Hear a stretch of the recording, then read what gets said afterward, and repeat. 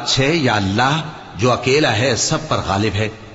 جن چیزوں کی تم اللہ کے سوا پرستش کرتے ہو وہ صرف نام ہی نام ہیں جو تم نے اور تمہارے باپ دادا نے رکھ لیے ہیں، اللہ نے ان کی کوئی سند نازل نہیں کی۔